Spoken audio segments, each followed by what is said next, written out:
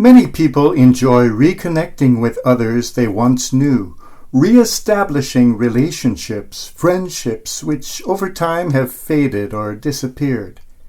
In our own day, social media sites have become a popular vehicle for this, and through them many an old acquaintance or schoolmate has been rediscovered, and many a person's curiosity has been satisfied.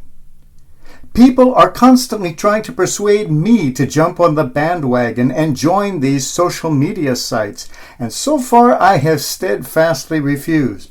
"Oh," said one friend, "it's wonderful. People from your past can so easily find you that way." "Exactly," I replied. "There's often a reason people are in our past and not in our present." I still have not joined. Yet I have had some wonderful reunions with people who did make the effort to locate me even without the use of social media. Some time ago, I heard from a well-known European film director who said that someone I once knew had contacted her asking for my email address. She forwarded the man's request to me, and I was touched by what he had written about me. It was from Hungary, written in the language of that country, and read in part, "Dear Madam Director, it was so exciting to read that you had the opportunity of meeting one of the most influential figures of my youth. Not only did I know him to be a very good and likable person, from whom I learned a great deal, he was much more for us, a beacon of hope, the proof way back in 1984 that a different sort of world was possible from the world we lived in back then. It would give me so much joy to be able to establish contact with him after all these years. I would be so grateful if you could help me with this." Needless to say, I was humbled by what I read. And yet, I'm sure it was true. Sometimes we don't know the influence we have on people's lives. Those young people back then were living in an occupied country under an oppressive regime with very little freedom, very little hope. This was their world, and neither they nor their parents had ever known anything different. They had never seen an American, let alone a young American priest, in an officially atheistic, officially anti-American country. I was an anomaly, a role to which I am quite accustomed. For them, coming into contact with me was like meeting someone from another planet, another universe. All their preconceived notions were smashed. All the years of propaganda shattered, and they were suddenly confronted with the reality that there was something different out there, a world beyond their own, with possibilities they had never imagined. My very presence among them awakened a curiosity in their hearts, and with the reckless openness natural to youth, combined with a cautious fear born of a totalitarian environment, these young men constantly bombarded me with questions about the world on the other side, questions spoken in a whisper, with wandering eyes searching for hidden microphones in the walls.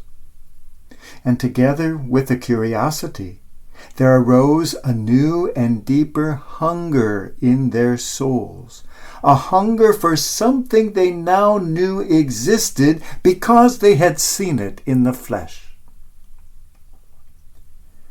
The secret police kept a watchful eye on me, always suspecting I was working for the CIA, which was about as far from the truth as you could get. But the reality was, I was far more detrimental to the status quo than if I had been a spy.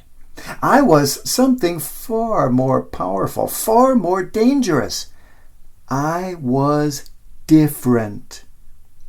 And it was that difference that awakened the minds and hearts of those I came into contact with. Innocent of all political affiliation, I nonetheless represented something they now suddenly longed to be. And because of one simple encounter, their hearts would never be the same. Every person born lives in a narrow little world and hungers for the food of that narrow little world because they know of nothing beyond. Many live their whole lives content with that world, content with that narrowness, content with that hunger for things which can fill but never elevate. The Christ comes, whether on a mountaintop or deep inside the human heart. And this encounter with the other side changes us forever, shows us that there really can be something else, something greater, something beyond, awakens in us a new hunger for something deeper, a hunger which no amount of the usual sort of bread can satisfy. We have all experienced this encounter with the other, the encounter which awakens both great curiosity and great fear, the encounter which makes me suddenly aware of a world I never knew was mine, a hunger I never knew I had. It is the encounter with the divine, an encounter with the Christ inside my being, an encounter with myself as I could be, as I was meant to be. Let us reestablish that connection, reawaken that encounter with this mysterious other, that Christ, so distant and yet so near.